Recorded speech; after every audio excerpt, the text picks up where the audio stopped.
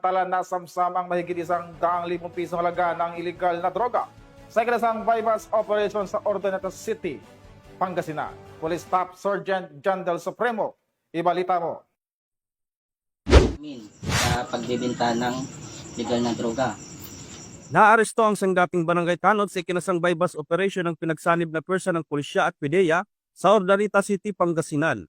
Sa ilalim ng direktang supervision ni Police Colonel Emmanuel H. Reyes, Deputy Regional Director for Operations ng PRO1 at sa pakikipag-ugnayan sa PDEA Region 1, ikinasa ng RPDEU 1 at iba pang law enforcement units ang operasyon sa barangay Mabanugbog ng nasabing lungsod.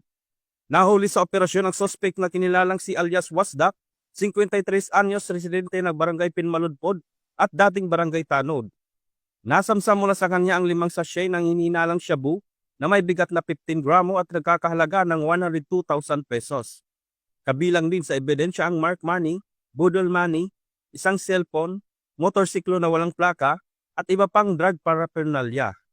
Isinagawa ang inventory sa mismong lugar ng operasyon sa presensya ng suspect at ng mga saksi.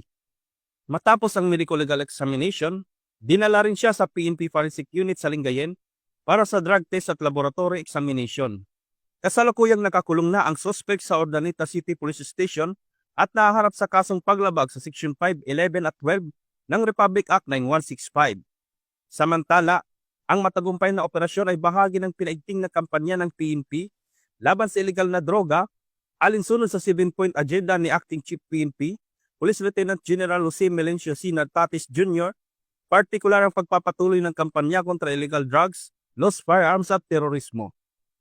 Mula dito sa Ilocos Region, ako ang inyong PNN correspondent, Police Staff Sergeant John Del Supremo, alagad ng batas, tagataguyod ng balitang pulis.